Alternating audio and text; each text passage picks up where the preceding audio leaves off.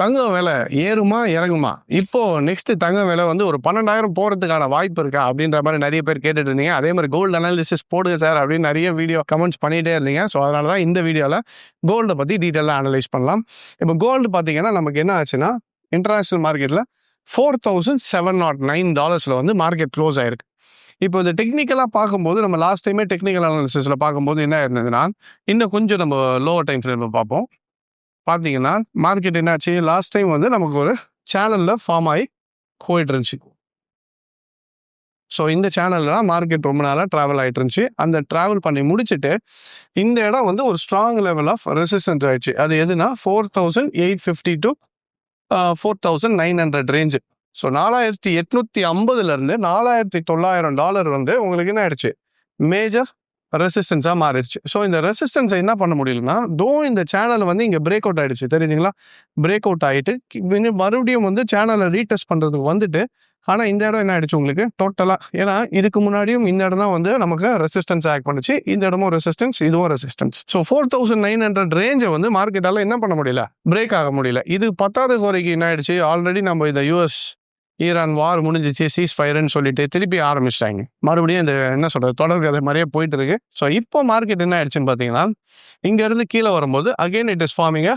இது நான் வேணா சேனலில் போட்டு காட்டுறேன். மறுபடியும் என்ன ஆகுதுன்னா உங்களுக்கு ஒரு சேனலாக மறுபடியும் ஃபார்ம் ஆகிட்டு இருக்கு. அண்ட் இப்போ இதுக்கு இந்த சுச்சுவேஷனில் இப்போ 4,700 இருக்குல்ல மார்க்கெட், 4,700 பிரேக் ஆச்சுன்னா அடுத்த ரேஞ்ச் வந்து நமக்கு 4,600.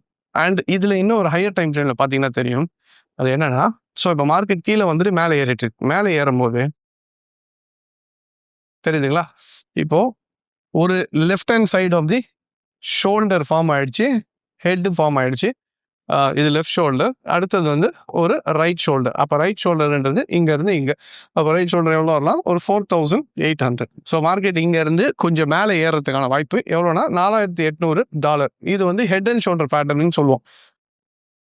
ஸோ முடிச்சிட்ட பிறகு மார்க்கெட் என்ன ஆகும், பிரேக் அவுட் ஆகிட்டு திருப்பி ஸ்டார்டிங் இடத்துக்கு கீழே வரும். ஸோ அந்த மாதிரி ஒரு வேலை ஃபார்மேஷன் இன்னும் ஃபுல்லாக ஆகலை, நடந்தாதான். பட் என்னன்னா எக்ஸ்பெக்டேஷன் இப்படி எல்லாம் நடக்கலான்றதுக்கு எக்ஸ்பெக்டேஷன். அப்போ எக்ஸ்பெக்ட் பண்ணுறது என்னன்னா 4,800 வந்து மார்க்கெட் இறங்க ஆரம்பிச்சதுன்னா நெக்ஸ்ட் திருப்பி எங்கே வரலாம், அகெயின் பேக் டு 4,300. ஸோ அப்போ இந்த ஹெட் அண்ட் ஷோல்டர் பேட்டர்ன் வந்து என்ன ஆகணும், நமக்கு வேலிட் ஆயிடுச்சுனால் நெக்ஸ்ட் மறுபடியும் 4,300 வரதுக்கான பாசிபிலிட்டிஸ். அது ரெண்டாவது சினாரியோ என்னன்னு பார்த்தீங்கன்னா நம்ம ட்ரேட் அச்சீவர்ஸோட Chennai office 10th year anniversary நம்ம செலிப்ரேட் பண்ண போகிறோம்.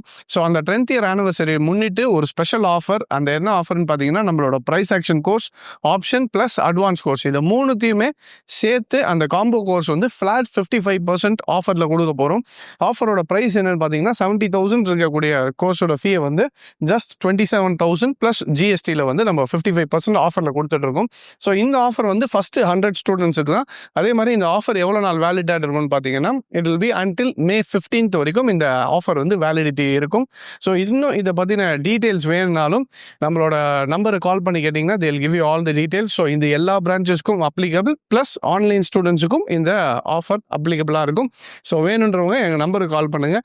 அதே மாதிரி நிறைய பேர் இந்த ஆஃபர் போடும்போதும் சரி, இல்லை நார்மலாகவே நிறைய பேர் கேட்டுட்டு இருக்கிறது என்னன்னா, சார் இது நானும் கற்றுக்கிட்டு பண்ணலாமா, எனக்கு யூஸ்ஃபுல்லாக இருக்குமா, யாரெல்லாம் இதை யூஸ் பண்ணலாம் அப்படின்ற மாதிரி நிறைய பேர் கேள்வி கேட்டுட்டு இருக்கீங்க. ஸோ இது யார் கற்றுக்கலான்னு பார்த்தீங்கன்னா எல்லாருமே, யாரெல்லாம் சம்பாதிக்கணும், ஒரு சைடு இன்கம் வேணும்னு நினைக்கிறவங்க. இப்போ ஒரு ஹவுஸ் ஒய்ஃபாக இருக்கட்டும், ஸோ நான் வீட்டில் இருக்கேன், நான் வேலைக்கு போக முடியல, பசங்களை பார்த்துட்டு இருக்கேன், என்னாலையும் இதில் இருந்து ஒரு சைடு இன்கம் மாதிரி ஜென்ரேட் பண்ண முடியுமானா டெஃபினட்டாக நீங்களும் கற்றுக்கிட்டு பண்ணும்போது மந்த்லி ஒரு கொஞ்சமாக ஸ்லோவாக இன்வெஸ்ட்மெண்ட் மாதிரி ஸ்டார்ட் பண்ணி அதுலேருந்து ஒரு ரிட்டர்ன்ஸ் வர வைக்கிறது எப்படின்றத நம்ம பிளான் பண்ணலாம். அதே மாதிரி ரிட்டையர்ட் பர்சனாக இருக்கீங்கன்னா உங்களுக்கும் யூஸ்ஃபுல்லாக இருக்கும். நீங்களும் கற்றுக்கிட்டு நெக்ஸ்ட் நீங்கள் என்ன பண்ணலான்னு பார்த்தீங்கன்னா உங்களோட ஏற்கனவே சேவிங்ஸ் பண்ணி வச்சிருப்போம், அதை எங்கடா இன்வெஸ்ட் பண்ணணும்னு தெரியாமல் இருக்கும். இப்போ மியூச்சுவல் ஃபண்டில் கொடுக்கறதுக்கு பயமாக இருக்கலாம், இல்லை பாண்ட்ஸில் போடலாமா என்னன்ற. ஸோ இதை பற்றின ஒரு ஃபுல் புரிதலுக்காக தான் நம்ம கற்றுக் கொடுத்துட்டு இருக்கோம். ஸோ இன்கேஸ் நீங்கள் வேணுனாலும் நம்ம கிட்ட கற்றுக்கலாம். அதுக்கப்புறம் யாருன்னு பார்த்தீங்கன்னா இன்கேஸ் நீங்கள் ஒர்க்கிங் ப்ரொஃபஷனல் அப்படின்ற பட்சத்தில் நம்ம கிட்ட வீக்கெண்ட் பேட்சஸும் இருக்குது. நிறைய பேருக்கு இந்த வீக்கெண்ட் பேட்சஸ் பற்றி தெரியல. என்னன்னா எல்லாருமே ஆஃபீஸ் கோயர்ஸ் வந்து வந்து டெய்லி மண்டே நம்மளோட பேச்சஸ் டைமில் வந்து ஜாயின் பண்ண முடியாது. ஸோ அதனால் வீக்கெண்டில் வந்து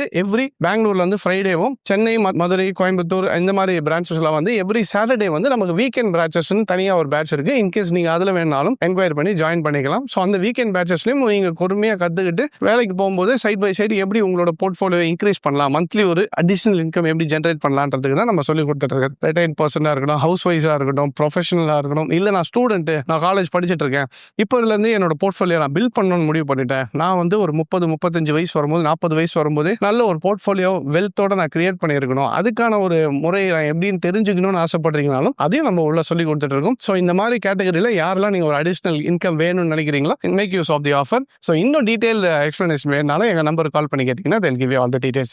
Alright, so I hope to see you soon in Trade Achievers. Thank you. இது வந்து ஹெட் அண்ட் ஷோல்டர் பேட்டர்ன், ஞாபகம் வச்சுக்கோங்க. இதில் நம்ம ஏற்கனவே சேனல் பார்த்துட்டோம். இந்த சேனலுக்கு முன்னாடியே நான் போன ரிவ்யூ கொடுக்கும் போதே சொல்லியிருந்தேன், சேனல் வந்து ஆக்சுவலாக பார்த்தீங்கன்னா ஒரு ஃப்ளாக் பேட்டர்ன் மாதிரி ஃபார்ம் ஆகிட்டு இருக்குன்ட்டு. ஸோ இதே எடுத்துட்டாங்க கூட. ஸோ இப்போ என்ன ஆயிடுச்சு, இது வந்து ஒரு இன்வெர்டட் ஃப்ளாக் பேட்டர்ன்னு சொல்லுவோம். நார்மலாக வந்து இதை வந்து சேனல்னு சொல்லுவோம். பட் இதுவே உங்களுக்கு ஒரு போலோட வந்துச்சு அப்படின்னா உங்களுக்கு இன்வெர்டட் ஃப்ளாக் பேட்டர்ன். அப்போ இது பிரேக் ஆச்சுன்னா இந்த சைஸ் என்னவோ அதே ரேஞ்சுக்கு என்ன மார்க்கெட் கீழே வரும். அப்போ இந்த சைஸை வந்து நம்ம திரும்பி மெஷர் பண்ணி பார்த்தோம்னா இது பிரேக் அவுட் ஆச்சுன்னா எங்கே வந்துருக்குன்னா கிட்டத்தட்ட $4,000. அப்போ இந்த ரேஞ்சு மறுபடியும் 4080 to 4100. ஸோ இதுதான் நமக்கு மேஜர் சப்போர்ட் லெவலாக இருக்கும். ஸோ இப்போ என்ன ஆகுது பார்த்தீங்கன்னா, மார்க்கெட் வந்து ஆல்ரெடி இந்த ரேஞ்சஸை பிரேக் ஆகிடுச்சுன்னா நெக்ஸ்ட் லெவல் 4700-600 பிரேக் ஆச்சுன்னா அடுத்த லெவல்ஸ் எங்கே இருக்குன்னா சப்போர்ட்ஸ் வந்து நெக்ஸ்ட் பிரேக் ஆகி ஃபஸ்ட்டு மேஜர் சப்போர்ட் அடுத்தது 4300 வந்து ஒரு மேஜர் சப்போர்ட் இருக்குது. அந்த மேஜர் சப்போர்ட்டை பிரேக் ஆச்சுன்னா மறுபடியும் அடுத்த மேஜர் சப்போர்ட் எங்கன்னா $4,080 to $4,100. அப்போது இந்த ரேஞ்சுக்கு ஒரு வேலை 4100 ரேஞ்சுக்கு வந்ததுனால் மறுபடியும் நமக்கு கோல்டோட விலை எவ்வளோ வரும்னா 12,000 12,500 வரைக்கும் என்ன ஆகலாம் பர் கிராம்.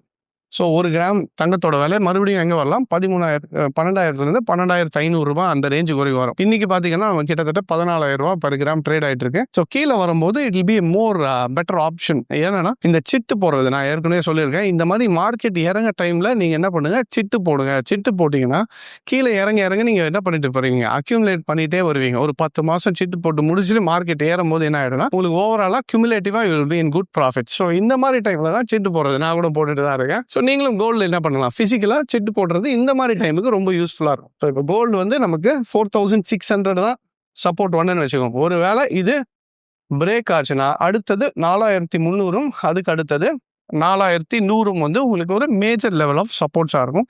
ஸோ இப்போதைக்கு ஆல்ரெடி ஃப்ளாக் பேட்டர்ன் என்ன ஆயிடுச்சு, பிரேக் ஆயிடுச்சு.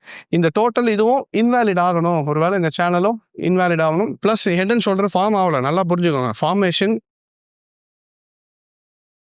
முடிச்சாதான் நம்ம கன்ஃபார்ம் பண்ண முடியும். இப்போதைக்கு எக்ஸ்பெக்டேஷன் தான், இது மாதிரி ஃபார்ம் ஆகிறதுக்கு வாய்ப்புகள் இருக்கலான்றது நம்ம என்ன பண்ணுறோம், முன்னாடியே எக்ஸ்பெக்ட் பண்ணுறோம். ஏன் இதை எக்ஸ்பெக்ட் பண்ணுறோம்னா நெக்ஸ்ட் என்ன நடக்க போகுதுன்றது நம்ம எக்ஸ்பெக்டேஷனில் ஒரு 2-3 ஐடியாலஜியும் சேர்த்து வச்சிட்டோம்னா அது ஃபார்ம் ஆகிடுச்சுன்னு வச்சுக்கோங்களேன், பேனிக் ஆக மாட்டோம். அப்போ இது பிரேக் அவுட் ஆச்சுன்னா நம்ம பிளான் பண்ண மாதிரி கரெக்டாக ஹெட் அண்ட் ஷோல்டர் போயிட்டு இருக்கு, பிரேக் ஆச்சுன்னா மார்க்கெட் கீழே இறங்கும் போது அப்போ நம்ம செல்லிங் சைட்லையும் கீழே வரும்போது நல்ல ஆப்பர்ச்சுனிட்டி பார்த்து பை பண்ணுறதுக்கும் பிளான் பண்ணலான்றதான் நம்மளோட ஐடியாலஜியாக இருக்கும். ஸோ இதுக்காக தான் இப்போ பேட்டர்ன்ஸ் வந்து யூஸ் பண்ணி நம்ம ட்ரேட் பண்ணுறது. ஸோ இப்போ இந்த பேட்டர்னில் வந்து ஹெட் அண்ட் ஷோல்டர் பேட்டர்னும் இருக்குது, ஃப்ளாக் பேட்டர்னும் இருக்குது. ஸோ இந்த ஃப்ளாக் பேட்டர்னும் ஹெட் அண்ட் ஷோல்டரும் காமிக்கிறது இப்போதைக்கு மார்க்கெட் செல்லிங் சைடில் இருக்குது. அப்போ இது செல்லிங் சைடில் இருக்குன்னா மேபி US-ஈரான் வார் இன்னும் கொஞ்சம் என்ன ஆகலாம், ப்ரொலாக் ஆகலாம்.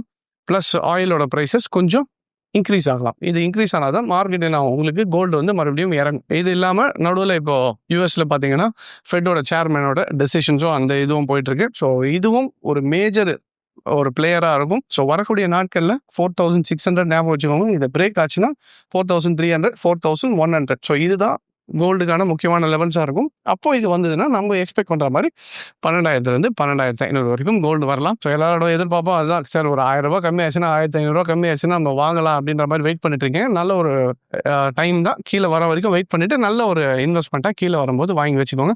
பட் இருந்தாலும் நல்லா புரிஞ்சுக்கோங்க, this is not for calls, this is purely for technical analysis. மார்க்கெட்டை எப்படி மூவ் பண்ணுறது, டெக்னிக்கல்ஸ் வச்சு கண்டுபிடிக்கலான்றதுக்காக தான் சொல்லி கொடுத்துட்டு இருக்கமே தவிர நீங்கள் வந்து இதை வச்சு கால்ஸ் மாதிரி எடுத்து ட்ரேட் பண்ணுங்கன்னு சொல்லலை. அதுக்கு நீங்கள் உங்களோட ஃபினான்ஷியல் அட்வைசரை கேட்டுட்டு அதுக்கப்புறம் இன்ஃபார்ம் டெசிஷனாக எடுங்க. ஜஸ்ட் இதை பார்த்துட்டு கால்ஸ் மாதிரி ட்ரேட் பண்ணுங்க. ஆல்ரைட்.